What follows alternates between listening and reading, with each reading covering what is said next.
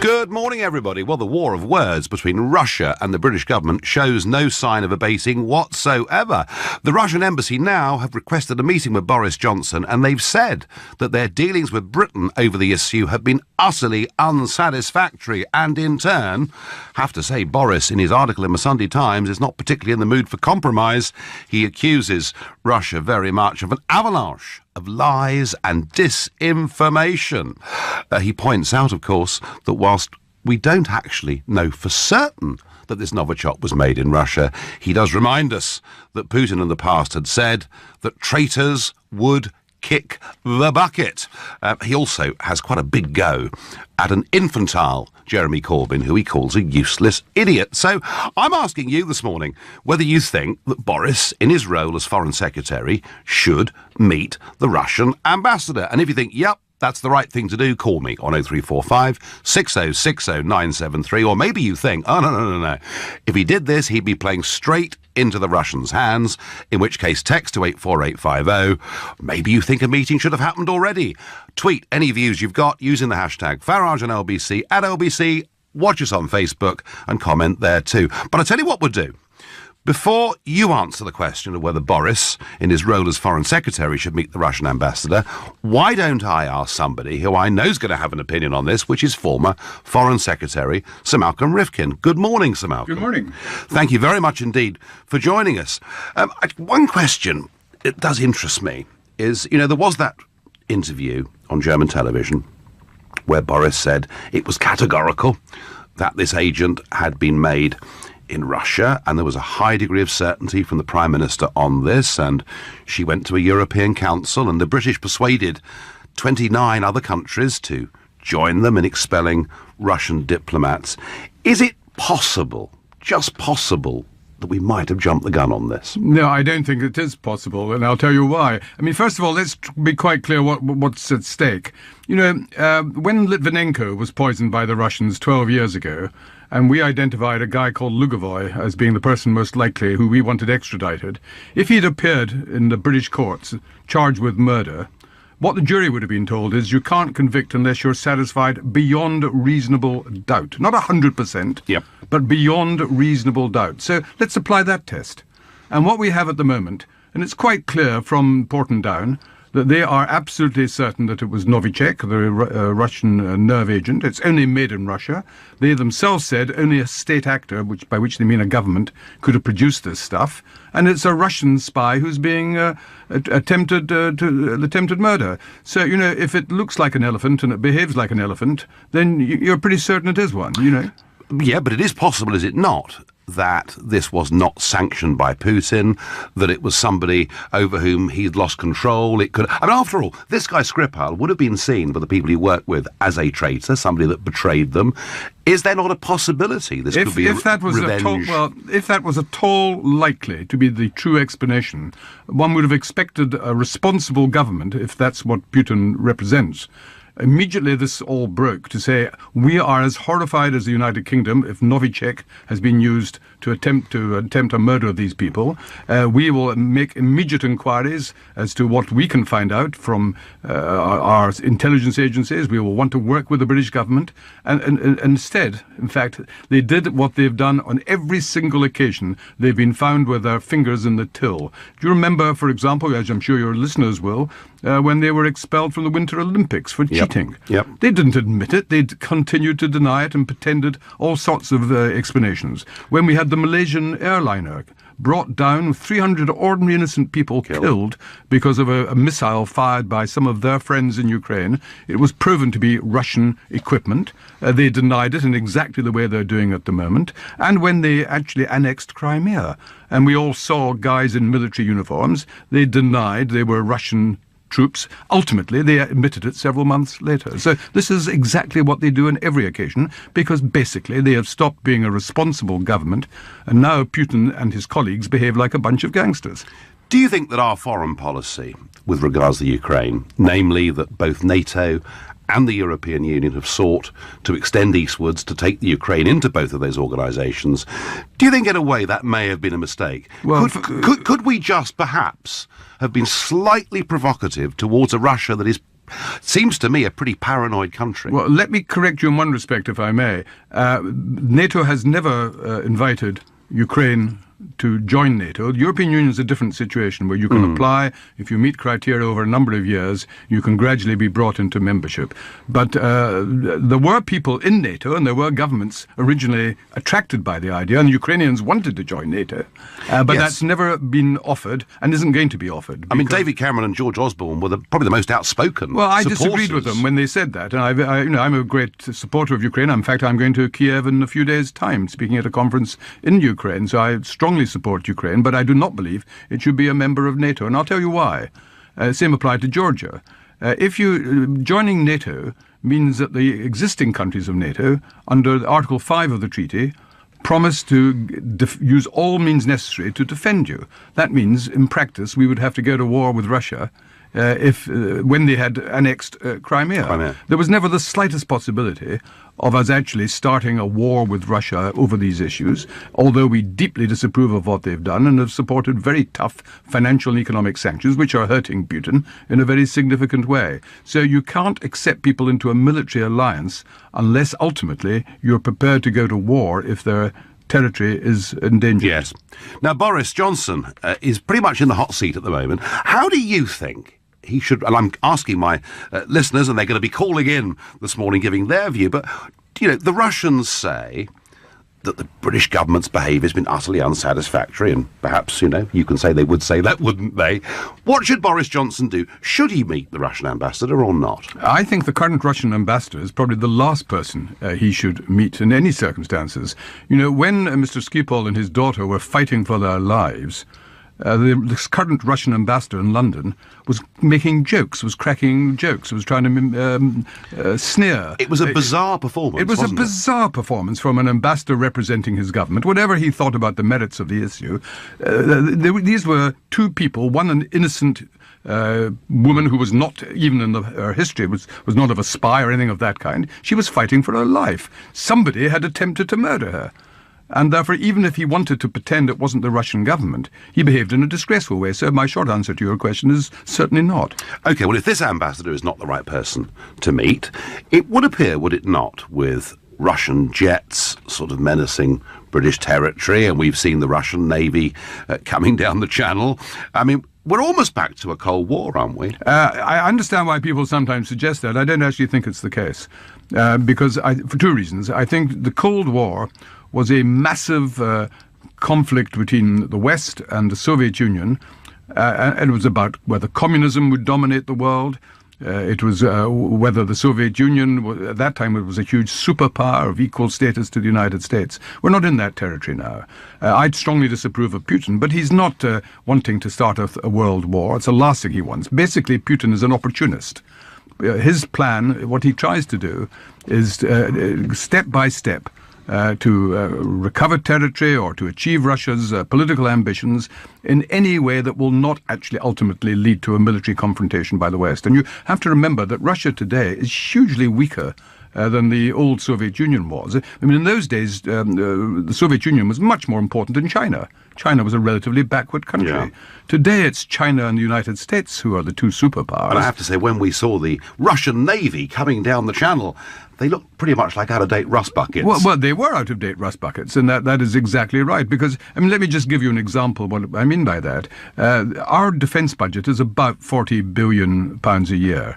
The Russians spend more. They spend about 60 billion. The United States is 600 billion. I know. So the idea that Russia is in any way unequal to the United States. This is why Putin goes on about nuclear weapons all the time. The one thing that makes them look to the casual observer as if they're somehow equal to the United States is because they are a nuclear weapons superpower. They've got all the nuclear weapons left over from the Cold War, and that makes them able to use rhetoric that makes them seem tougher and more important than they actually are. Now, let me just correct myself in one respect.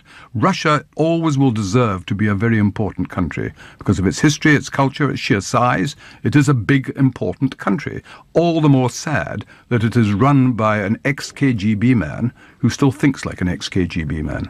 Now, talking of nuclear buttons, a few months ago, Kim Jong-un talked about his ability at some point in time to have a nuclear button, and he got a response from an American president, a very unusual American president in many ways, who basically said, my button's bigger than yours, which led to a great deal of hilarity. But Trump's very overt and tough line with North Korea appears to lead to the potential of a meeting between the two men. Is that to be welcomed? Well, I welcome the possibility of a meeting, but I think you are over-egging the pudding. I know you're a chum of Trump, so well, I admit that. I will forgive you. I will forgive. No one's perfect, so I will forgive you for that.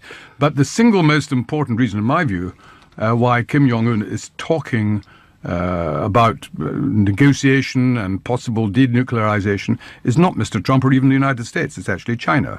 What has become clear in some of the reports we've seen in the last couple of weeks is that although the Chinese publicly have not supported very tough sanctions against North Korea, in practice, the oil and gas which they normally supply, various other forms of support they give, have dried up completely in the February, which is the last month for which we have trade records, and therefore they have put a huge squeeze. And that is why Kim Jong-un turned up in Beijing a week or so ago, trying to be constructive and helpful. Well, I'll try one more time. Could it be that Trump's pressure has actually made those sanctions work? Well, the only thing I will say I think Trump is a pretty ghastly president, so I'm not going to in any way suggest otherwise. However, for a man like Kim Jong-un, who relies on wild threats of starting nuclear wars, when he gets an American president using the same sort of rhetoric and sounding as volatile as he might be, that makes him nervous. It makes all of us nervous. It makes me worried when some of the things Trump says. But, when he talks about being big rocket man as opposed to little rocket man, and we will destroy you and all this sort of stuff. Fire and fury. Sure. Then obviously that creates a maximum volatility, which Kim Jong-un may very well have noticed. But I come back with the point that the single most important real reason is the massive squeeze on his economy from the Chinese. They share a border, and China, if it wanted to, could extinguish North Korea economically in about 48 hours. And finally, we have just under a year to go until the expiration of Article 50. How is the British establishment, which you've been a part for many, many years, how is it? So have you, Nigel. I may have been an MEP, but I've never really been welcomed with open arms by the establishment. I mean, how is the establishment coping with Brexit? Well, first of all, I never thought that I could actually go through a whole interview with Nigel Farage and the subject of Brexit not come up. And I just simply mentioned you're the guy who raised it, not me. So this is obviously a lifetime's obsession. When you say how are the establishment coping, in fact, the establishment, whatever you mean by the establishment, and you are one of them. Well, there has been an attempt, hasn't there? We've seen Tony Blair and others attempting to push for a second referendum, but it's it's not going to happen, is it? Sure, but Boris Johnson's part of the establishment. Michael Gove's part of the establishment. The establishment was as divided as the public as a whole. This is not an issue on which you can simply categorise the British public depending on their background. I remember in the last few days of the referendum campaign realising that your side might win when I had a former very senior military officer, whom I had known very well, telling me that he'd actually changed his mind and was now going to vote for Brexit. And I met people in the City of London who a few years ago would never have dreamt of doing so, were doing so. So there was clearly a sea change underway. And that is one of the things that is healthy, extraordinarily healthy about this country, is that not that we always get it right or always get it wrong, but ultimately a democratic decision was taken in the most proper way by millions upon millions of people going peacefully to the ballot box and deciding what they wanted, albeit by a narrow majority, deciding what they wanted the future of their country to be, and the government and what you call the establishment overwhelmingly respecting that decision. Yeah, I think that's where we are, actually. I think those voices now that are calling for a second referendum, are calling for a rerun, are looking rather silly. Look, we have a population of 50 million people. I mean, the fact that a few hundred people may be calling for that doesn't actually need people. You don't need to lie awake worrying at night. No, I'm not. Don't worry. Well, Sir Malcolm Rifkin, thank you very much indeed for coming in, joining us this morning. And Sir Malcolm, very, very strong in putting together the pieces of the jigsaw. He's absolutely convinced that Russia are behind this poisoning.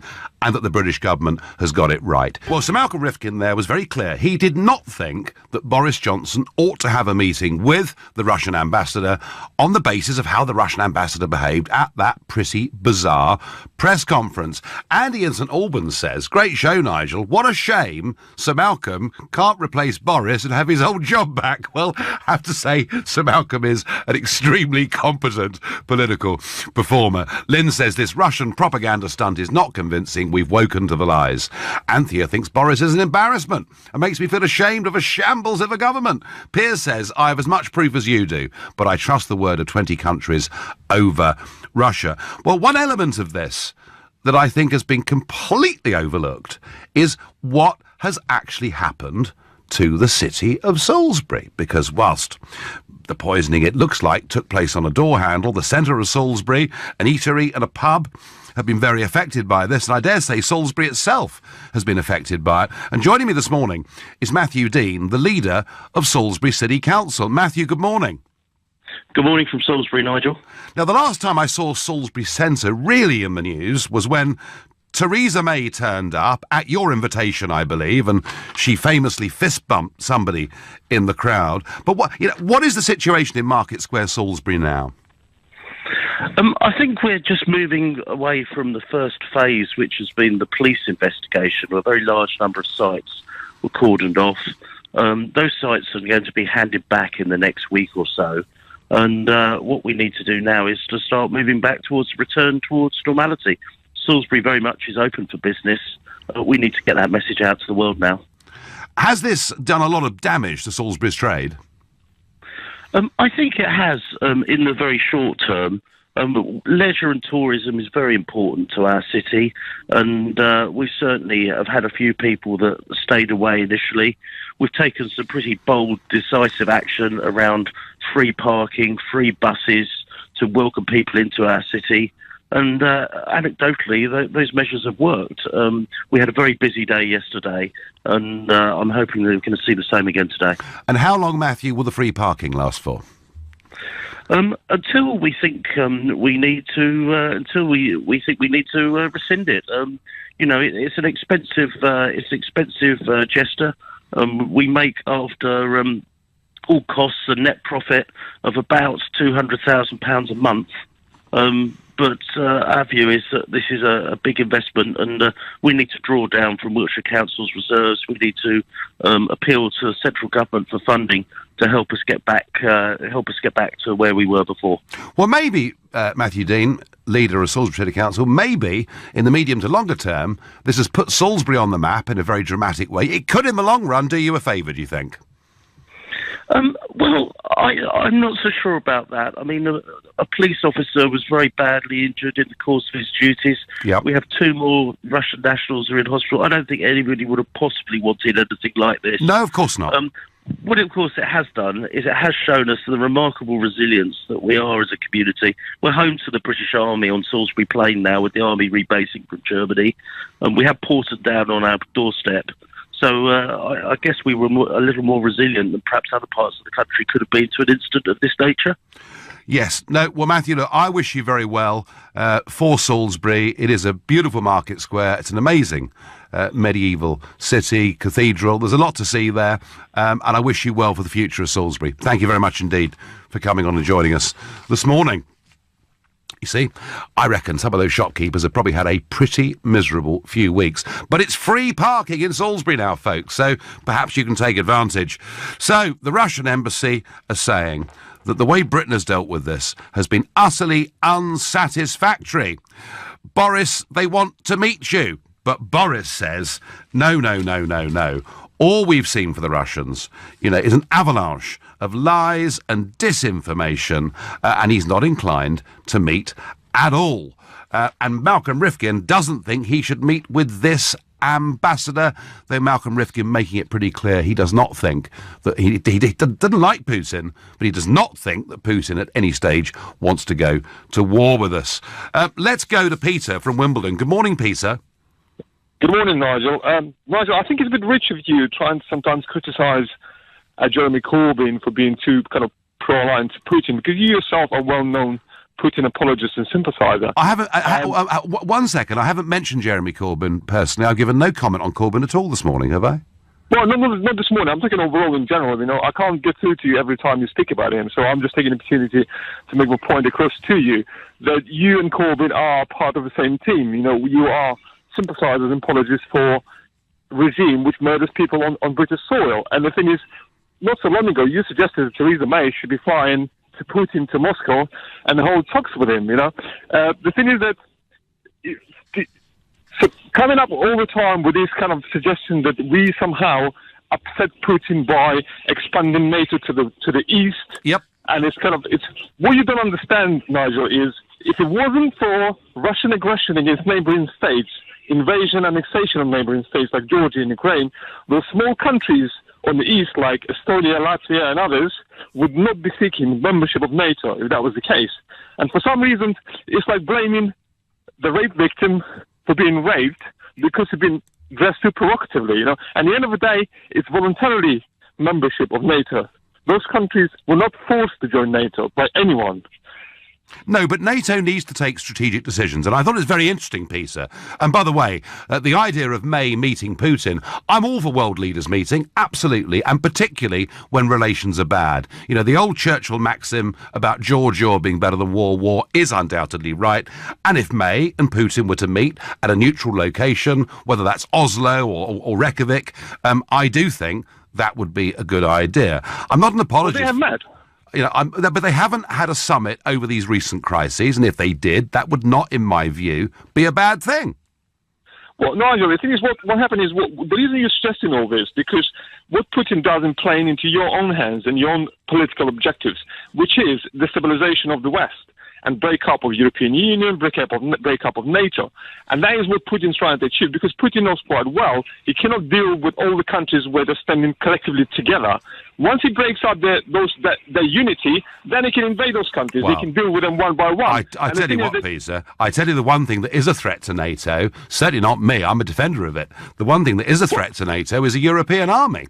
And that is something that Mr Juncker and co are desperately keen to build. And I worry genuinely about that. But I do think, it was very interesting, Peter. Malcolm Rifkind, was making the point a few minutes ago that the desire for the European Union to go into the Ukraine, he was very clear that was a mistake, and he thought it was unthinkable that NATO should seek to go in that direction as well. Well, that may be unthinkable, but what you have to realise, you and Michael Rifkin, is it's not up to you or anyone else to decide the future of Ukrainian people themselves. And it's not up to Putin to go around and invade the country and cause the war, which is, we have 10,000 people died so far till now. And you're kind of blaming, again, you're blaming Ukrainian people who want to get away from Putin. They want to be the country which is run by people like Putin. Peter, even if the Ukraine wanted to join NATO, that doesn't mean, from NATO's perspective, it'd be a very bright thing to do. Well, whatever NATO perspectives are, it's irrelevant. The thing is that Putin invaded the country, started the war for the reason that those people don't want to be aligned with him. And what I'm trying to say to you again, Nigel, is it's not up to Putin, it's not up to NATO, it's up to Ukrainian people to decide where they want to live. And they want to live in democratic states like we are living and you're living, enjoying the freedoms people enjoy in this country, in the Western world, not like living in Russia where you can be shot, killed, or poisoned with a polonium as such, And the thing is, the other aspect of this matter is the difference between Russia and the West is this, whatever happens, like MH17 was shot down, the West or airplanes, America shot down an Iranian airplane not so long ago, and they have apologized, they paid compensation to the people and stuff. Russia will never admit to anything, and the reason they do that, because if they admit to anything they've committed, they will be liable for the compensation, so on and so on. So Putin, the way of defence is denial. No. Well, Peter, that's fine. Let me ask you very quickly before we end this call, should Boris Johnson meet the Russian ambassador? Well, to be honest, it's not up to me to decide. It's up to Boris Johnson. No, I'm asking you. What do you think?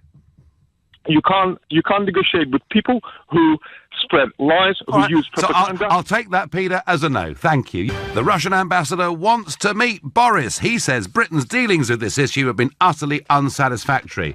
The Foreign Secretary himself, Boris Johnson, in the Sunday Times, not looking to me to be in the mood to meet anybody. saying that the Russians have launched an avalanche of lies and disinformation. Before we get back to that question of whether that meeting ought to take place or not, front page of the Observer today, £50 million backing for new party to break the mould of UK politics.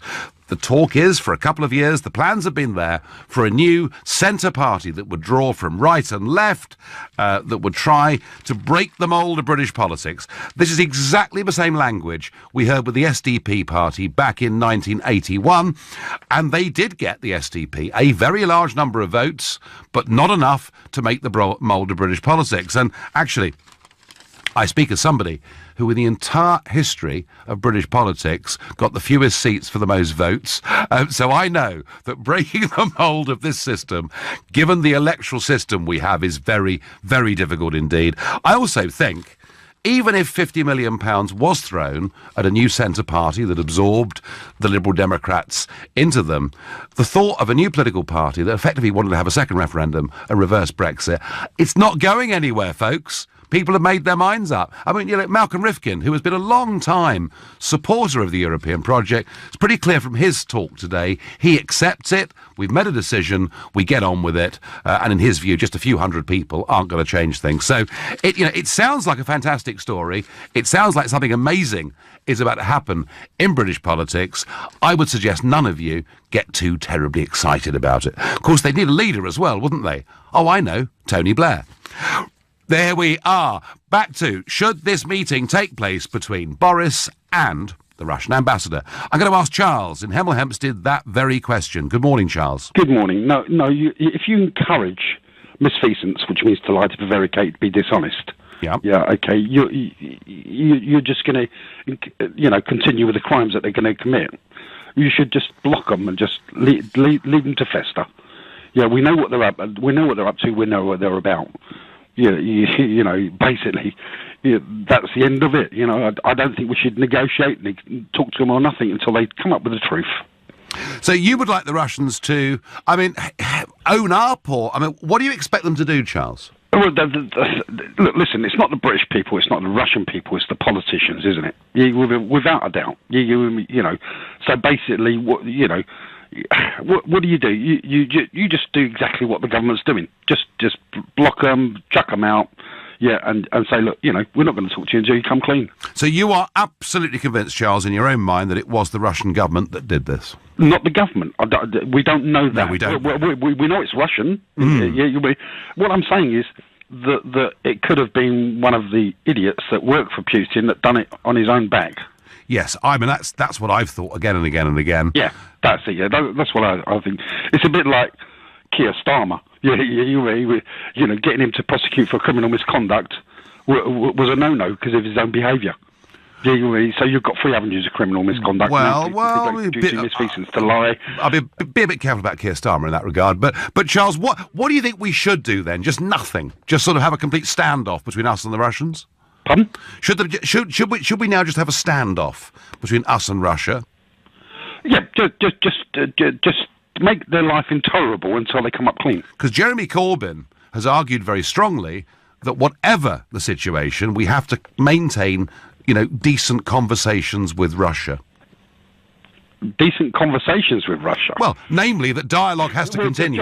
Jeremy Corbyn was the first one to go down to see the refugees at Calais. So basically, when our own people are homeless. So I would strongly say to Joe. In fact, I've got nobody to vote for now, Nigel. Right. Because of the situation, the Tories are just full of yes men. The Labour want to give it to anybody, and anybody doesn't work for it. The Liberals are useless as they've always been. You sound really. It's a full cynical Charles on Sunday morning. Resigned. It's a full cynical Charles on Sunday morning. Charles, I thank you very much. Tina says, why would you not hold talks? It doesn't make any sense. Well, Tina, the question is, would you hold talks with this ambassador, or should, if there are going to be talks, it happen at a higher level? Tim says, if the Russians wanted the spy dead, they'd have done it years ago. Nigel, Russia is just playing a game. It's just a means means of entertainment to them. We've seen it all before. In my opinion, we should ignore the rhetoric coming from the Kremlin and tell them nothing, says David. Boris should have steamed straight round to the Russian ambassador immediately, wanting answers. All the talking through the media is feeble, says Steve from Sutton. Actually, Steve, maybe what Boris should have done is not gone to the Russian embassy at the start of all this, but summoned the ambassador to come and see him. Now, that might have given some impression of who actually was leading this conversation. James is calling from Harlow. Good morning, James. Hi, yeah. I don't think they're acting very professionally. We're meant to be a country based on laws, right? Yes. But basically, every piece of evidence that it was the Russians is circumstantial. And we've been doing this for far too long. No jumping on some kind of... The government tells us we've got to follow a mob mentality, so we all charge for the pitchforks at a certain country based on zero evidence. The gas... Yeah, I mean, actually, to be honest, James, it's been a slightly embarrassing week for the Foreign Secretary, hasn't it? Because, there's this German TV interview. He says it's categorical. This stuff did come from Russia, and then the Portendown laboratory itself says... Let me tell you something that's very relevant and no one's that they can't prove it. Go on. Let me tell you something. Hydrogen chloride, the gas is based on hydrogen chloride, right? Yeah. Well, they said to make it safely. That doesn't mean make it. It just means if you've got a country that doesn't give a damn if their people get hurt, they can still make that gas. In World War One, now all you need to do is update the facilities as long as you've got the basics. The Turkish had it. Turkey has for years been on about building the Ottoman Empire. I could argue that based on the last 10 years and what we've been seeing with terrorism and that, and their fact they want to rebuild the Ottoman Empire, actually having us at each other's throats, the Russians and the Brits and the Americans, is very much in Turkey's interest. Why ain't they on the charts? Why isn't France wants Brexit reversed? They could use that and they can produce a gas. Slim chance of grant you. So, James, you are one of those people, James, and probably over a third of the population's in your camp at the moment. You want to see some more proof, yeah? I want the government to follow the rule of law in Britain. I don't want proof. I want the law to be followed. The law is you do not jump on a bandwagon and blame a person. And yet we're doing that with the courts as well, blaming individuals with no proof. And now we're doing it with countries. Yep. When does it reach the point where someone says, this is insane, these people have got to go and something's got to be changed? James, you make a fair point. We have... I wonder whether the British government didn't just jump the gun a little bit in all of this and convince other countries it had to be done because they had proof, and at the moment they're now struggling a little bit, and I think the Foreign Secretary is in a bit of trouble over this. I thank you very much indeed, James, for your call. Is it possible that Russia didn't think we knew about Novichok, says John. No, John, not possible at all. The Portendown laboratory, was all over the fact that Novichok did exist. Nigel, the real prejudice against Putin's Russia is because we don't defer to the globalist plan. Rogue elements were behind the Salisbury incident, says Terry in Worthing. Mr. Rifkin, unfortunately, will never state anything regarding Russia. All he can say is that they have done it before. The main argument from Boris and Theresa was that it definitely was Russia. This has now fallen apart. Yes, Malcolm Rifkin was saying that you could never prove beyond doubt in a court of law, given what we have before us, that it was Russia. But in his view, given history, it is likely, very strongly likely, to be them.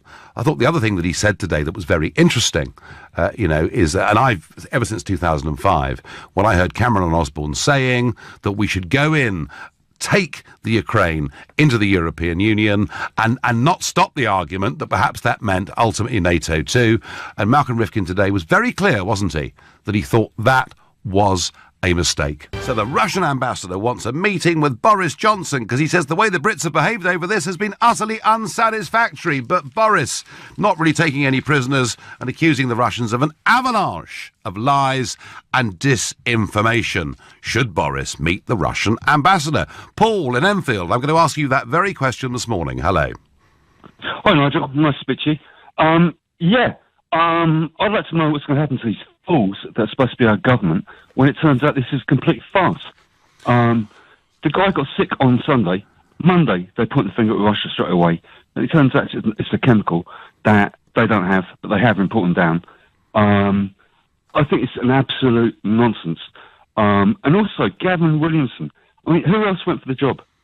Oh, I mean, yes, his statements on that were quite extraordinary, weren't they? Have you heard what he said to China about the South China Sea? Go on. He's going to send a frigate through the South China Sea to Australia because he's going to teach the Chinese a lesson about bullying neighbour states. I have to say, Paul, that whenever I hear him speak, I think perhaps this fella's been a bit over-promoted. That's what, and who else went for the job? It's unbelievable. And Theresa May has made so many bad decisions since she's been in, and this is another one. Also, it's interesting. This has come out after the Saudi prince who's come over because Donald Trump's bad guy, blah blah blah. Saudi's cool. We're selling 40 jets at £10 million a pop, and next thing we're having a go at Russia, who is stopping the war in Syria, and they're backing Assad. And they have this notion of regime change, which Clinton was insane about as well. They were thinking about they want regime change in Syria. Paul, we've been pushing regime change for years in lots of countries in the world without a great degree of success. Paul, I think the problem here is, you are somebody who clearly doesn't think it's Russia that did it because it wasn't in their interests. But Malcolm Rifkind earlier thinks all the circumstantial evidence points to it being Russia, and his key point was that had it been a rogue actor that had done it, why did the Russians not condemn the act itself, in much clearer terms? But Paul, there are lots of questions here. Isn't the real problem here that probably we will never actually know the truth? Oh, I think we will shortly. Do you? I think it's going to blow up in their face, and I don't know what's going to happen. What would be the consequences for a Prime Minister and a foreign secretary? No, look.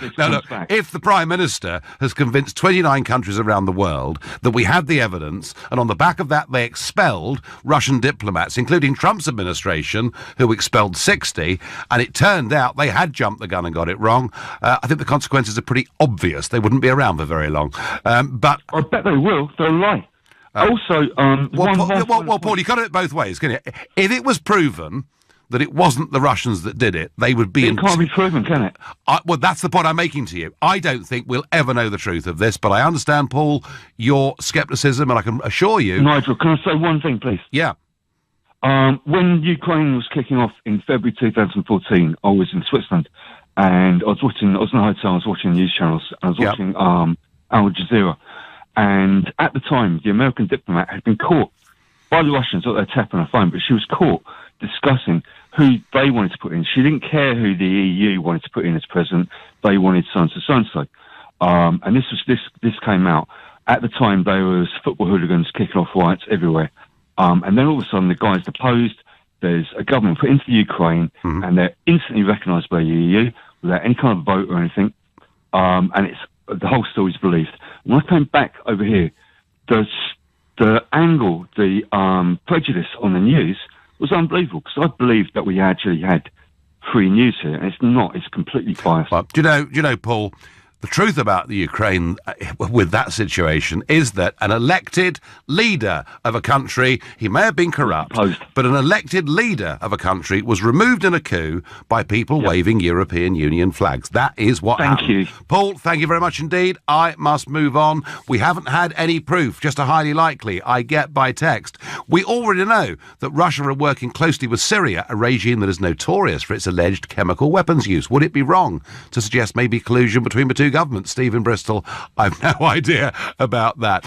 Nigel, I'm not a conspiracy theorist. However, the strongest concentration of this nerve agent was on the front door. It seems strange that nobody who was investigating this attack and presumably walking in and out of that door has been harmed.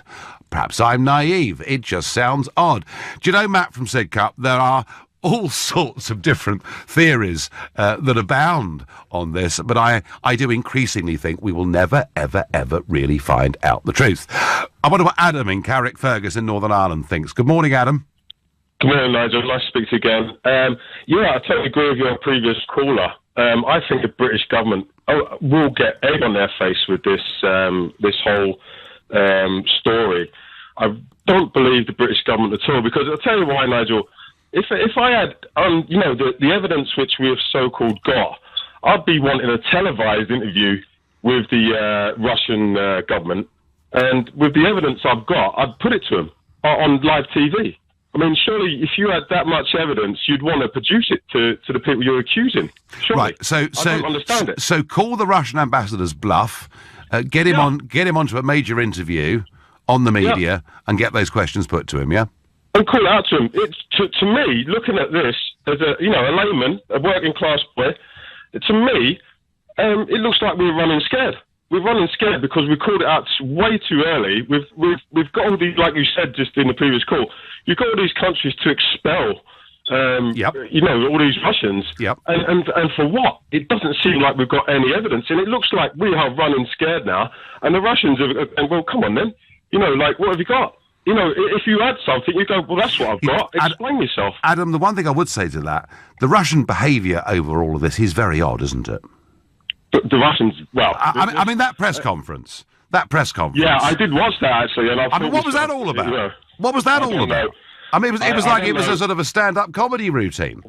Yeah, it was a bit embarrassing for the Russians, I must admit. But then, that was embarrassing. Look at the way Boris Johnson's getting on. That's embarrassing for us. I mean, let's not throw stones. We live in a very, surrounded glass house. There must be some Boris Johnson supporters out there. Somebody ring me up and tell me that Boris is doing a great job. 0345 6060 973, because you certainly haven't convinced Adam in Carrickfergus. Adam, thank you. Let's ask Glenn in Wellingborough what he makes of it all. Good morning, Glenn. Good morning, Nigel. How are you? I'm well, thank you. So, should Boris meet the ambassador? Yes, it should have happened on the first day. Yes. The OPCW should have got them both together, sat them both down, done a full investigation, and nothing should have been released apart from we're having a full investigation, and that should have been the call. And the reason why they didn't, that I see it, is, which no one's talking about, is the connection between Skirple and Christopher Steele, who done the dodgy dossier on Trump, who is ex-MI6, and we all know how far the deep state is and what they're willing to do and how far they're willing to go. So are they doing it for a number of reasons? One, to cover up what Skirple could release about the deep state and what they're involved in, MI6, MI5, our government, and such alike. So, Glenn, you're suggesting, just be clear about this. So, Glenn, you're suggesting that a British actor could well be responsible for this, yeah? Yes, British deep state actor could definitely be involved in this for a number of reasons. One, for the... Can you imagine the risk, Glenn? Just think about this for a second. Can you imagine the risk of an official arm of the British Secret Service or government doing this? Yes, I can. Look at what's happened in the past.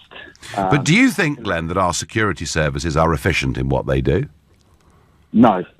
I'm for one agenda, and that's the demise of everyone else. They work not for us or the security of us or the people. They work for the security of the politicians and such alike. All right. No, Glenn, listen, you've given us your point of view. I thank you. I don't believe it possible. I suppose anything is possible. I don't believe it possible. I'm going to take one final view on this morning. I'm going to go to Philip, who is calling from Windsor. Good morning, Philip. Morning, Nigel. I think we're going collectively mad here. We're willing to believe anything improbable or unlikely except what's staring us in the face. The Russians did it. There's no doubt about it. But I suppose the question is, should Boris be talking to the Russian ambassador? Yeah. At some stage he's going to have to. And I suppose the issue is what message is he going to take. And basically he should be saying NATO stands firm on this and any other issues you may care to choose. The question is what happens to the Ukraine. Effectively we've given up, but thankfully Ukraine is not part of NATO, otherwise we'd be at war right now. Yes, absolutely, Philip. And this is why I was so opposed to the eastward expansion of the European Union, with perhaps NATO following on. Absolutely. I'm very, very pleased about that. Philip, I hear what you say, and yours is the majority view, all right? Yours is the majority view, but there are a lot of questions being asked because of a lack of proof, because of a slight backtracking from Boris on the story. How do you feel, Philip, that Boris has performed as Foreign Secretary over this? Well, I think he will be privy to information that we are not privy to. We have to recognise that, and we can't have MI6 or MI5, anybody sort of coming up on the 6 o'clock news saying, here's our evidence, because it gives away sources and all the rest of it. There's some things we can't be told. No, I understand that. Philip, I'm out of time. I thank you. I thank all of the callers for your views. Still a lot of people not convinced. Most are, but a lot aren't. Now, moving on. Police cuts are not to blame for rising crime. The Home Secretary has told us that actually we've got the officers and we've got the funding to tackle the violence that is growing on Britain's streets. Writing in the Sunday Telegraph, Rudd says she's going to unveil a serious violence task force to face the problem, and says the time for warm words and political quarrels is over. As the Home Secretary unveils this serious violence task force, do you have confidence that the government actually will be able to tackle this escalation in violence? Call me on 0345 6060 973, text to 84850, and watch us on Facebook. Well, the news last week that the murder rate in London had overtaken that of New York really got people to sit up and start to think. Not just this side of the pond either. I was on Fox News. I was in America last week, and they simply couldn't believe it. And they were asking me, what is going on in London? Well, we did debate that a couple of times last week on the Monday to Thursday show. But here we are. Violent crime rising, not just in London. It's happening. This is not purely a London story. It's happening in other parts of the country too. And I suppose, predictably, we get the government big response today. Amber Rudd writing a piece in the Sunday Telegraph. And what is she going to do? She's going to introduce an offensive weapons bill to restrict access to some of the most offensive and dangerous weapons. This includes certain kinds of knives and acid being sold to minors. She's come up with a serious violence strategy. So there you are. And she's told us it's nothing to do with cuts. It's nothing to do with police numbers. You know, she says a few years ago, police numbers were going up and violent crime rose at the same time. And she says, on stop and search, let me be crystal clear. I always get really worried when they say, let me be crystal clear. And she says, you know, it's a vital policy and officers will always have the government's full support to use these powers properly. Isn't that great? So everything's fine, folks. Nothing to worry about. We're going to have new legislation. We're going to have a new serious violence strategy group set up, and all will be fine. Oh, really? Well, Amber Rudd, let me be crystal clear with you that actually, under your boss, the Prime Minister, who, of course, was the longest-serving Home Secretary for 150 years, under her, stop and search fell by, wait for it, 80%. 80%! And the reason was that the ever politically correct Theresa May did not want it to be seen that possibly if police stop people in certain parts of London or elsewhere, that they could be thought to be racist. And I'm not making this up. I mean, Cressida Dick, who's the boss of the Metropolitan Police, said that in many cases, police are now afraid to conduct stop and search for fear of being, criticised or called racist. And I made the argument last week, I personally think, that actually political correctness is directly leading to an increase in the murder rate in London and possibly elsewhere. So, given this is what's going to happen, given that it's more legislation, do we really need more laws? Is Amber Rudd right that actually there are sufficient police on the streets? I want to know what you think. Do you have confidence that the government are going to be able to tackle this escalation in violence? And if you think perhaps setting up a new task force, bringing in new laws is the right approach, then call me on 0345 6060 973. Or maybe like me, you think it's a classic reaction to any of it, more legislation, more government quangos effectively, and that actually they're not really going to get to grips with it. Text me on 84850. And maybe you think that dropping stop and search by 80% over that period means, rather than blaming Sadiq Khan for all of this, and hey, the fact that he hasn't visited a crime site, the fact that he hasn't spoken to any of the families, I think is awful. But maybe actually the drop in stop and search under Theresa May is one of the main reasons for this. Let me know what you think. You can tweet using the hashtag Farage and LBC and LBC, and of course you can watch us on Facebook and you can comment there too. So, you know, there are, without doubt, there are real, genuine problems here. And I was quite alarmed, I have to say, and depressed by some of the phone calls that we took on Thursday, from young people living in boroughs in London where there's an increase in violence, who were coming on to my show and saying they themselves now might start carrying knives for fear that so many other people are. And indeed, we even had, didn't we, 6 stabbings that took place in London in the space of 90 minutes. Now, maybe one way in which this would be a good thing is that if her offensive weapons bill actually deals a little bit with punishments, because a lot of evidence that people at the moment who are caught carrying acid first time round simply get a warning. They're not actually charged, certainly not given a custodial sentence. That only happens on the second occasion that people are caught. And I do think that stop and search, I don't see, frankly, what other option we've got. Because even if Amber Rudd is to introduce bans on certain types of knives, what use is that if there's no means of actually stopping and finding out whether people are carrying them? Is this good enough? Have you got confidence this government is going to tackle all of this? Mark is a new caller to this show from Hounslow, and I'm going to ask him that question. Good morning, Mark. Oh, good morning, Nigel. Listen, it's very simple. The drug business, the cocaine business, is an estimated $2 billion a year. Yep. The drugs, and you take away the dealer's business. If they don't have a business, they don't have a job, they don't have gangs. It's as simple as that. Right, so how do we take away their income? Well, as I just said, legalise drugs. Just legalise everything?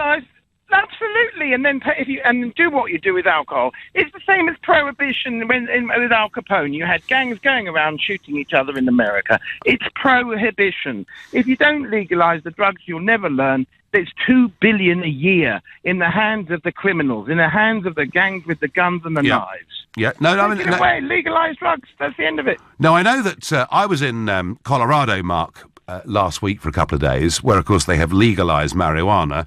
Made me laugh. I was standing outside a building having a cigarette, and someone screamed at me as if I'd done something dreadful. I guess I should have been smoking a joint, and maybe then it would have been okay. I don't know. But I understand the argument about perhaps legalising marijuana. But is there a line you would draw, Mark? I mean, would you include Class A drugs? Would you include cocaine? Would you go as far as crack cocaine? Well, cocaine, you can turn it into crack. Perhaps they should keep that illegal. Who knows? That's the most addictive substance. But people only start taking crack when their lives are all over. Cocaine is currently for good gram of coke, it's about 80 quid on the streets. That business is in the hands of those kids running around in gangs. Take it away from them. If they close down LBC, you'd be out of a job. Take away the business. Right. I'm not sure, Mark, I get the direct parallel there, but that's okay. No, so basically you legalise it, you licence it, you regulate it, and you set it over the counter. And you tax it. Think of the billions in tax. Yeah, no, okay, Mark. But even if you did that, do you think that would literally eradicate gang culture in London today? Well, more or less, you'd probably kill about 90% of it overnight, leaving the marijuana. But obviously, you'd have to legalise that as well. You know, it's obvious. There's nothing much more to it. It's exactly the same as prohibition in the 1920s. Well, in a way, Amber Rudd does, in her article, identify this, because she says we need to shine a light on the drug trade, which is a key driver of rising violence. So she identifies a very similar problem to you, Mark. I'm absolutely certain she doesn't advocate the legalisation of any of it. But Mark, you made a very, very interesting point, and I thank you for making it. And Mark saying so much of this is all to do with crime and money, is about the drugs trade. And I know a lot of people do think that. Ashish is calling from Croydon. Good morning. Yes, hello, good morning. I think there should be a two-pronged attack on this, and maybe a different approach. Okay. First of all, we need to satirize this Ali G disease, this Ali G culture, which a lot of not only black youth, but white youth and Asian youth are doing. I mean, I got nephews, and they went through a phase where when I'd take a picture of them, they used to put these finger signs up and go, yeah, West Side. And I go, where the hell did you learn that? And they wanted to wear these baggy trousers which show their backside. Yeah. And, they were talking like, black gangsters. And I said, why are you acting like that? That's not you. You're just an Ali G. And I kept on calling them Ali G, and then they stopped doing it.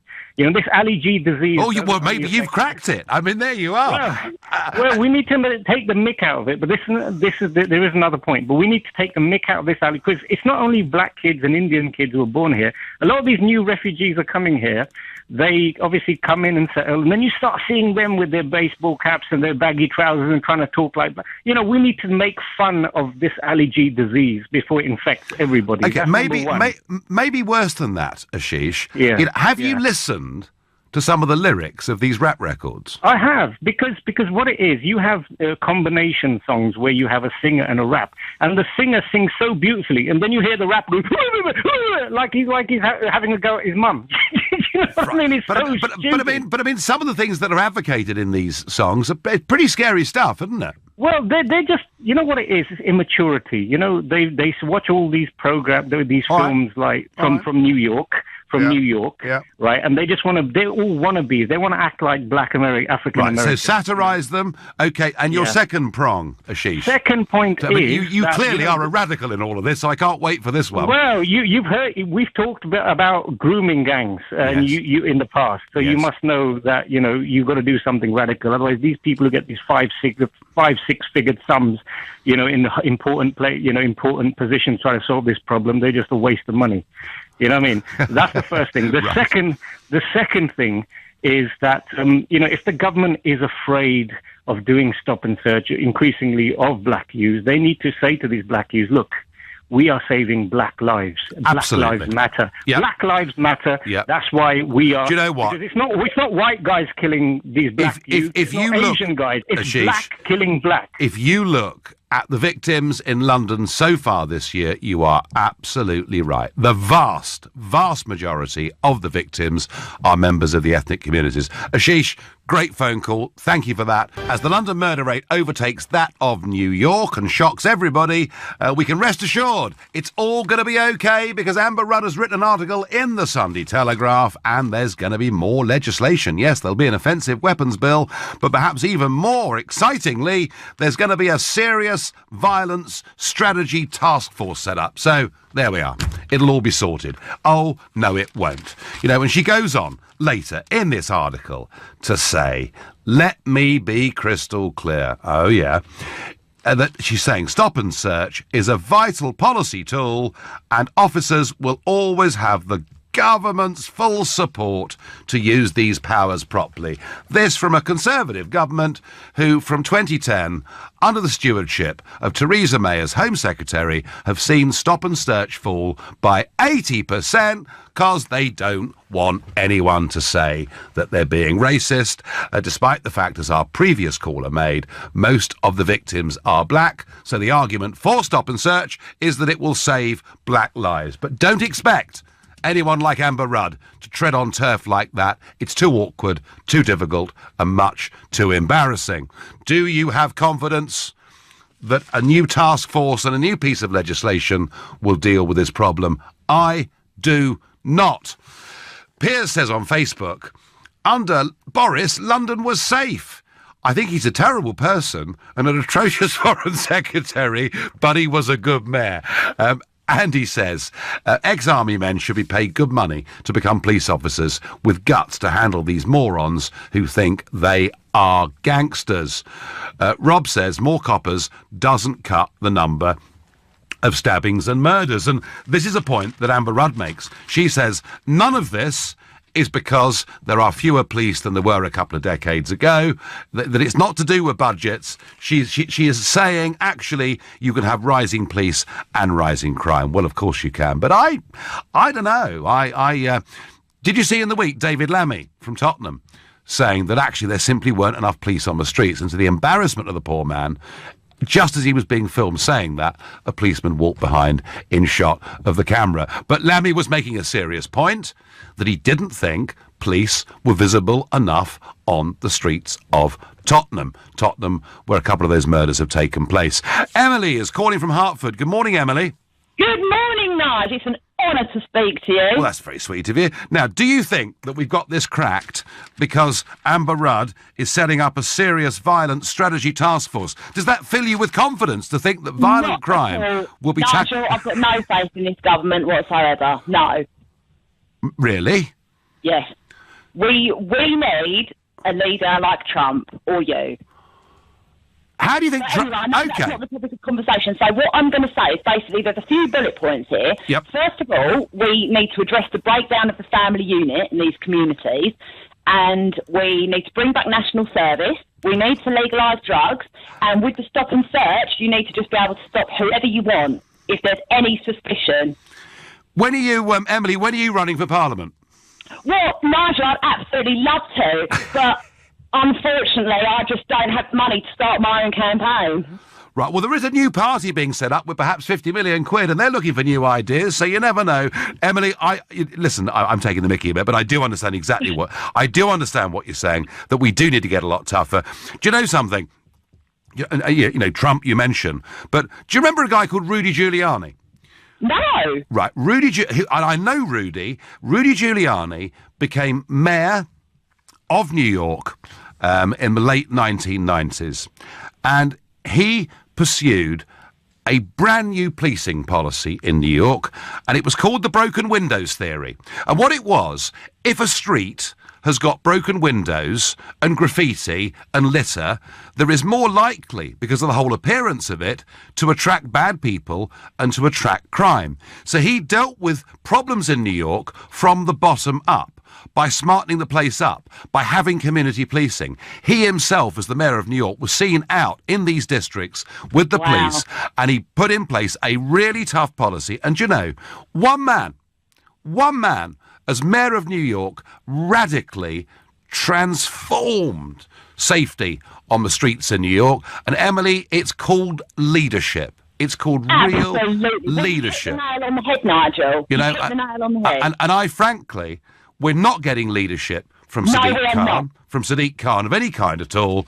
And if the best Amber Rudd can do is to give us more legislation and a serious violent strategy task force, we're not going in the right direction, are we?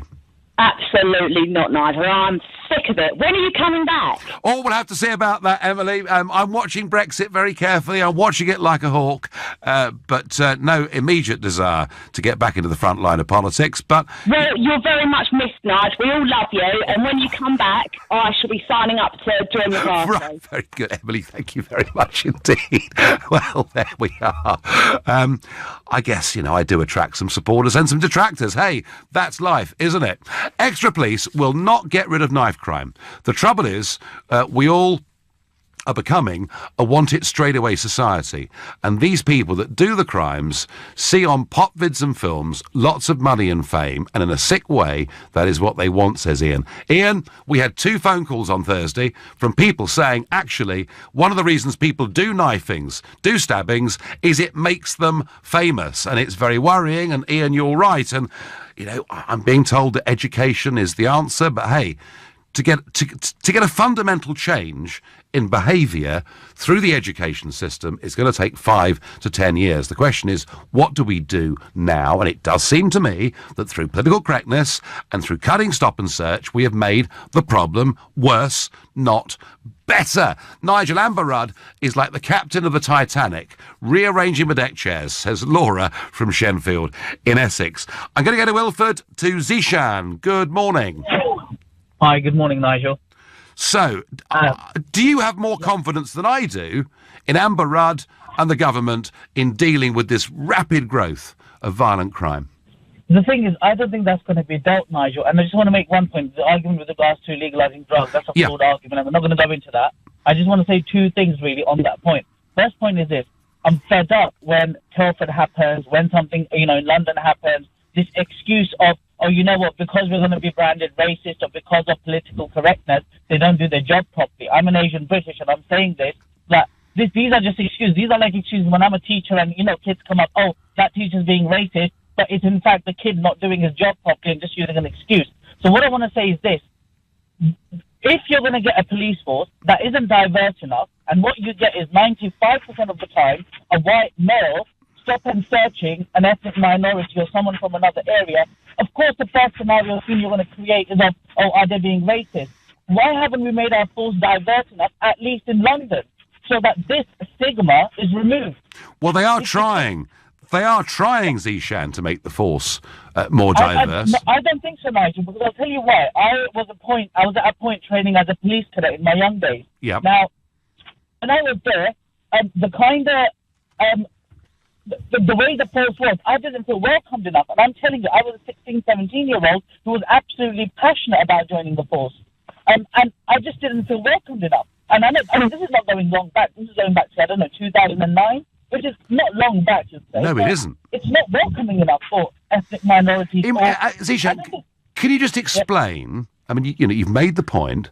Can you explain in what way you didn't feel welcome? Well, I mean, like I said, my experience there, it was, like I said, it's a bit hard to explain when you're down there and when you're sort of, I don't know if you remember, but around that time, there was a documentary by a journalist that was released, and he basically recorded the insides of the police force and how, it was institutionally racist. It was in 2006, 2007, a journalist had perpetrated the police force and issued, inside recordings of how the police may behave and what's the racism like inside the police. So that was really uncomfortable. And then to sort of see things when, I'll be honest, where a white male was prepared for certain opportunities when it came to representing the team at certain events, etc. I did feel that way, that the preference was white male, female, rather than... So, Zishan, if the Met, I mean, we're talking London now, but hey, the same principle would apply to any big cities across the UK. If the Met was to employ... And not, on the basis of positive discrimination, but on merit, if the Met was to employ some really tough black police officers to go and deal with these gangs in no uncertain terms, the cry of racism couldn't be made, but would it help solve the problem? I think it would. Reason why, Nigel, is because I personally feel if a youth was, and I've done youth work and I know how it works, to be honest, the way a black youth worker would approach a child and get information out of them, understanding, what the situation is, understanding maybe the cultural differences, even the language of the lingo that, you grow up with and you're kind of familiar with, common connections, they are a lot more effective. It's just like, the way you guys, we talk about terrorism. Yeah. It's a community project. Communities have to bring forward intelligence. Communities have to connect with people to get this resolved. Now, this is my point. If there was, let's say,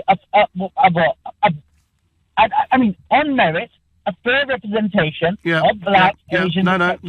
Zishan, listen, I've listened to what you have to say, and I think you may well be right. Maybe, in these areas where we've got real problems, an aggressive stop-and-search policy by a police force that representative of the area would be much, much tougher for the bad guys to criticise and condemn. And, of course, it's the bad guys that will criticise and condemn because they want to go on running their gangs and running their illegal activities, and they will encourage everybody to use racism as an excuse. That is not a defence for, an 80% fall in the use of stop and search. That, in my opinion, is because of very weak, very gutless politicians. You're listening to the Sunday edition of the Nigel Farage Show. Has Amber Rudd convinced you that this government is going to tackle serious violent crime head-on and solve things by bringing in an offensive weapons bill and setting up a serious violence strategy task force? I'm not convinced, but perhaps I've got it wrong. Meanwhile, today, a rolling series of protests taking place around the United Kingdom. Milford Haven, Newcastle, Plymouth, Portsmouth, Hastings and Whitstable. This is being organised by Fishing for Leave. You'll remember their last protest outside the House of Commons on the River Thames, dumping back some over-quota haddock, which I gave them a hand with, and today they're protesting very strongly indeed. It isn't just our commercial fishermen, our anglers are protesting too, because under Brussels rules, they're not allowed to take a single bass home for tea. So this is an industry, both the pleasure angling and commercial fishing, that is in serious decline. And of course, the government has said when we leave the European Union on March the 29th next year, nothing will change for at least 21 months. And the fishing industry and the coastal communities who voted Brexit by a big margin feel very badly let down, and they're angry. And I will myself be going along to Whitstable later on today to support the Kent fishermen's protest. Back to our subjects. Andy is calling from Enfield. Andy, good morning. Hi, Nigel. How are you? I'm all right. So are you convinced that, that Amber Rudd has got the message and is now going to tackle this rise in violent crime head on? Absolutely not. Amber Rudd doesn't have a clue. It's not so much as a lot of people say that the Met is incompetent or the police are incompetent, but that's not the case. You have to look at what their objectives really are. When it comes to, say, stopping something like hate crime or stopping someone like the recent case of stopping Martin Sauner at the border, they're very effective. They're very effective.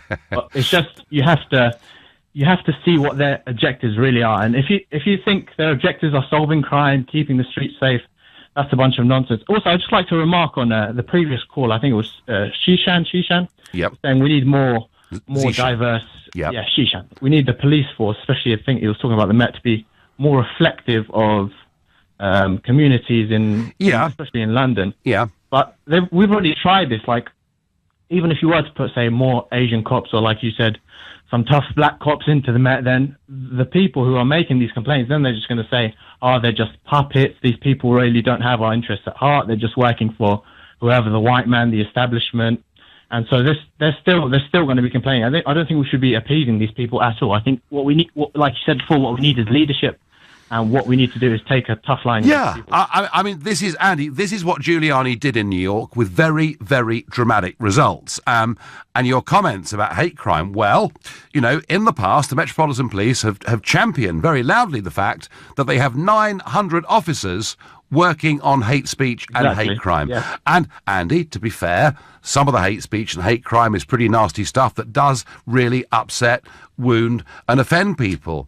But it is all about priorities, Andy, isn't it? And I would have thought people being stabbed in an increasing number was actually more important than some groups in society criticising and condemning others. That would certainly be my view. So, Andy, I'd back up your view, and I thank you very much indeed for your call.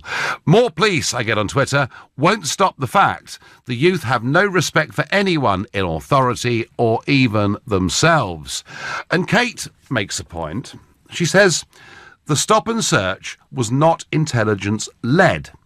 So out of 10 stops and search, only one was charged with an offence. Kate, I'm going to take that argument you've just made to me and turn it upside down and say, if for every 10 people that were stopped, one was carrying a knife, that's a hell of a good ratio. Hell of a good ratio. So if you're right, Kate, with those numbers, I'd go for mass stop and search tomorrow morning all over London. I really, really would.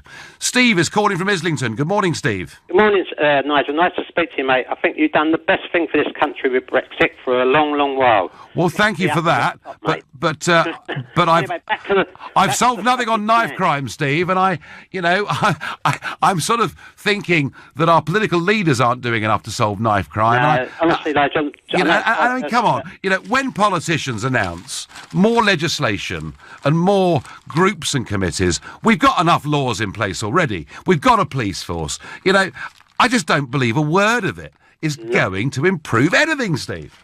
Nigel, anyway, back to the guy before the news about employing more ethnic minorities. Yes. Honestly, mate, it doesn't work. I've seen instances myself in, say, like Hackney and Kingsland Road, when a black officer has been involved in an incident outside the station or whatever. Yeah. He's actually got stick from his own people, and white officers have had to step in to protect him. It doesn't work, Nigel. They won't accept it. When you say they won't accept it, Steve, what precisely do you mean by that? I mean, well, coloured people won't accept even their own people joining the police force. They just ostracise them. Steve, it's not as bad as that, surely. It is as bad as that, Nigel. I've seen it myself in Kingsland Road, which is a very populated coloured area. When a black officer has been involved in an incident, he has absolutely got slaughtered from his own people, and white officers have had to literally push him back to protect him. So, if a white police officer conducts stop and search against somebody from the ethnic minorities, despite the fact ultimately it's the ethnic minorities themselves that are being protected by this, they get criticised. You're saying if a black police officer arrests somebody, he's going to get criticised. So, Steve, tell me something. What the hell do we do? I don't know, mate, but what you just said earlier is I'm like you. I did absolutely stop and search right across the board. Yep. Absolutely. It's the only way, because all these people putting up excuses, it's not going to work. People are still going to get stabbed and shot. Yeah. No, something's got to be done. Steve, I thank you for the call. Russ says to me via text, Amber Rudd, just a soundbite. There is sufficient legislation to deal with weapons. We have deals for gang-related matters. Some boroughs already have serious and violent crime units. She is just spouting what she thinks we want to hear. Russ, that gets it for me. I couldn't agree more. Nick is calling from Croydon. Good morning, Nick. Hello, Nigel. Morning to you.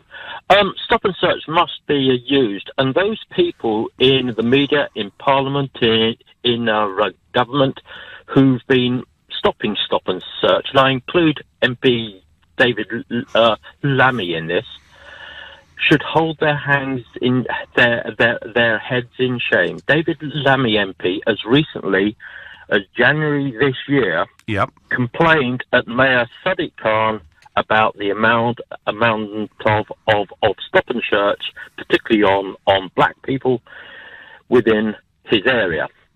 As recently, Nigel, as January this year, referenced Google Online, Guardian Online via all right, no, I believe you. I know, no, Nick, I believe you. So 1 minute Lam is criticising the police for stop and search. The next minute he says there aren't enough police on the streets. That's your point about Lammy, yeah? It is, yes, and it's pathetic. I mean, the media have got a role in this too. The media, particularly political media, should actually challenge these guys on this. But they come on TV and allowed to say this rubbish without any let or hindrance, challenge or argument. It's just not good enough. It encourages and excuses people for, frankly, bad, criminal, murderous activities on our streets. There are some, Nick, who say... There are some who say that if there was a substantial increase in stop and search, it would lead to a widening gap between the ethnic communities and the police force. How would you respond to that? What would those folks rather have? Dead people or hurt feelings?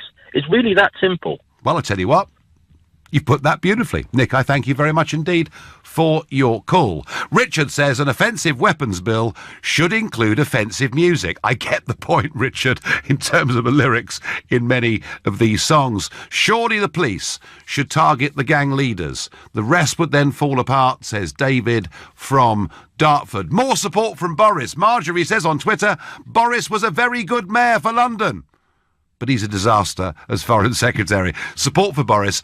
And an important point here that Vidal from Streatham is making. In the period that Theresa May reduced stop and search by 80%, violent crime dropped. So something else is going on here. Stop and search is not the reason why stabbings and shootings have increased. Right, OK. In the early years of Theresa May's tenure as Home Secretary, overall, national serious crime figures were coming down. For a brief period. They then started to rise. There has been, and, as I've said time and again, it's London at the moment we're talking about, but these principles can apply to any of the big cities across the United Kingdom. We have had a 40% increase in knife crime in London over the last 10 years, overlapping not quite, but almost perfectly with a period during which stop and search has been reduced by 80%. And as I say, I'm highly unimpressed by Sadiq Khan's leadership in this issue, but equally, we shouldn't forget the role Theresa May played in all of this, and that is just the truth. You're listening to the Sunday edition of the Nigel Farage Show. It's election day in Hungary today. Viktor Orban, the Prime Minister, seeking a third term in office. He is very, very likely to win a big chunk of the vote.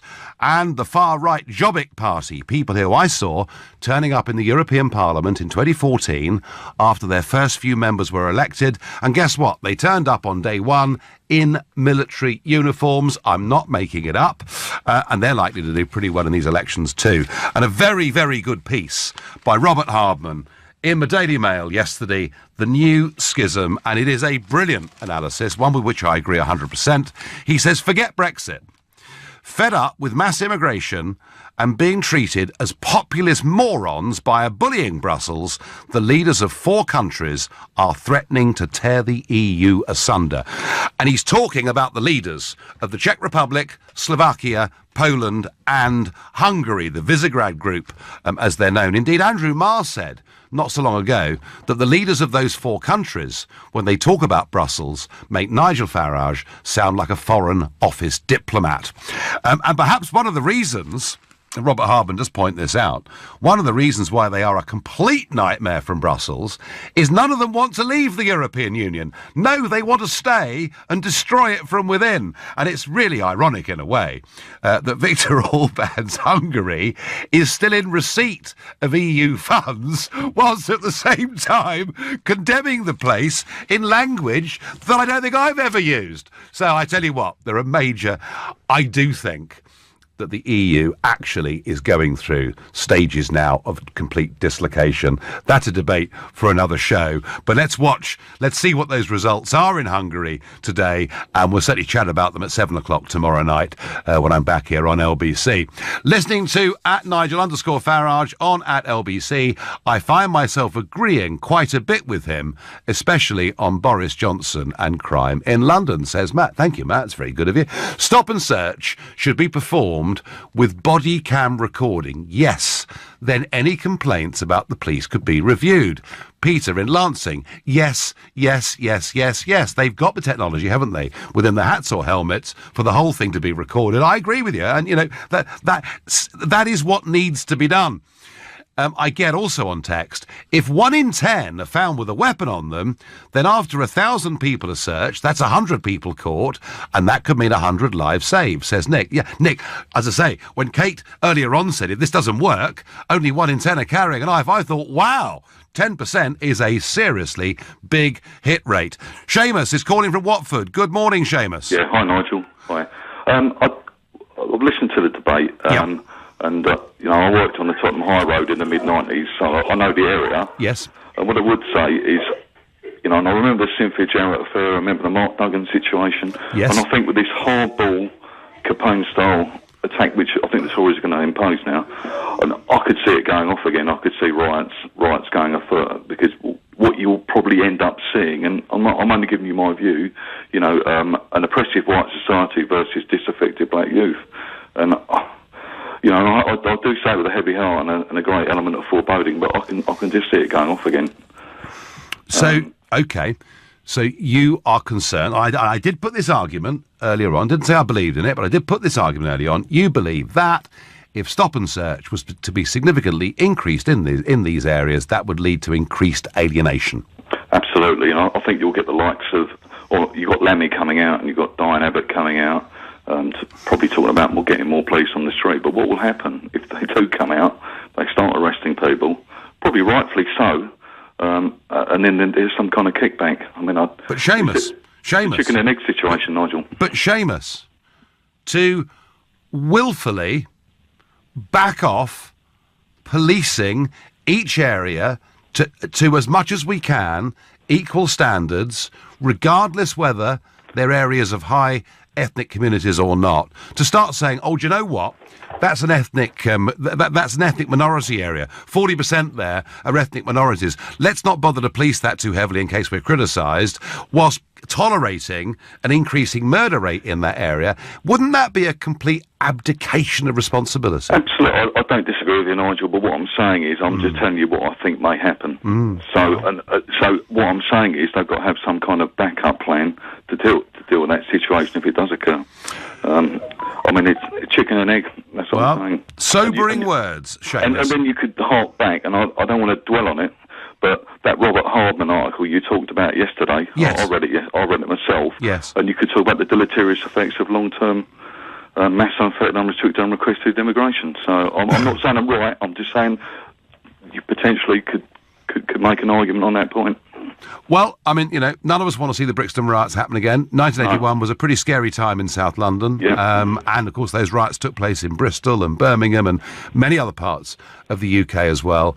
We don't want to go back to that. But, Seamus, I think the point that was made earlier, and one that I agree with, that actually stop and search would save black lives. And that's the argument the police and the government need to use, in my view. Yeah, I think you're right. I'm just saying that there might be some fallout. Yeah, you've given us the warning, Seamus. I hear you. I very, very much hope you're wrong. But I thank you very much indeed for calling in. Morning, Nigel. In the 50s, I remember a copper on nearly every street corner. With fewer police. Well, yeah, but Mick, they weren't busy filling in form after form after form and wrapped up in bureaucracy. Perhaps they were able to actually do their jobs. If anybody was a policeman who's seen the change in that culture over the years, please call me on 0345 60 60 973. The problem is not stop and search and a lack of police or ethnic minority groups joining the police. It is the CPs who are not enforcing our knife laws. CPS, who are not enforcing our knife laws. We already have, says Louise. Louise, I don't think we need any more legislation. We got loads. Every time something appears to be a crisis, the government says, let's have more laws. Tell you what about enforcing the ones that we have at the moment? Catherine's calling from Stevenage. Good morning. No, I've lost her. Yvonne is calling from Beckley. Yvonne, hello. Hi, good morning, Nigel. Good morning. I'm a first-time caller. I've never spoken to you before. Well, welcome. I am not in favour. Obviously, we know what's happening here is abhorrent. It's disgraceful. It's horrendous. However, I would like us to think about some of the causes of this situation. There's no justification for anyone walking around with a gun or a knife and shooting or killing or stabbing anyone. However, I think we're spending too much time thinking about how to crack this nut without looking at some of the causes and the effects. I think that is rooted in the young people feeling alienated, and this is not just ethnic minority people. I think young people in general are feeling that they are not part of this society. We do not have positive images of young people in the media. They're always portrayed as gang-loving, horrible music. I think we really need to think about how years of possible social exclusion, poverty, cutting in youth services has affected young people. They do not feel like they are part of the society. They feel alienated, and they've created their own subculture, which is abhorrent. And I think that we as a community, we want to build more prisons. We want to have another task force. We want to punish them. We want to make them suffer. We want to make them pay. We want to, yes, we should do stop and search. Yes, people should be paying for if they commit heinous crimes. However, this is a multifaceted problem, and we need multifaceted approaches to dealing with it. I don't disagree, Yvonne, with what you've said, but my problem is that dealing with the long-term causes of the alienation of segments of society and attempting that through the education system and everything else. The trouble is, Yvonne, all of that would take many, many years to actually get a decent result. And I'm not suggesting that I appreciate that. Obviously, this situation did not occur overnight. This has been something that has been brewing. This is something that has been brewing for years, decades even. Yeah. So obviously, when you have a cancer doesn't. You just see the symptom of the cancer. You don't realise that maybe your poor eating habits, maybe your lifestyle has cultivated this cancer in you, and now you have a postulating boil and you want it to be cut out. really, people have been taught, actually, if we look at our diet, if we look at our behaviours, if we look at the alcohol we drink, then maybe that's, the way forward. And it's going to take years. But I just think alongside all of the other tactics, people who are in this entrenched, because a lot of the young people that I talk to, who I've worked with, they feel that they have no option but to carry a knife. They feel that there is a do you know, Yvonne, what really worried me last week were, the one particular call I had last week from somebody saying, knife crime is growing in my area. I've now decided I'm going to start carrying a knife to protect myself. And what I worry about, Yvonne, is this seems to be escalating.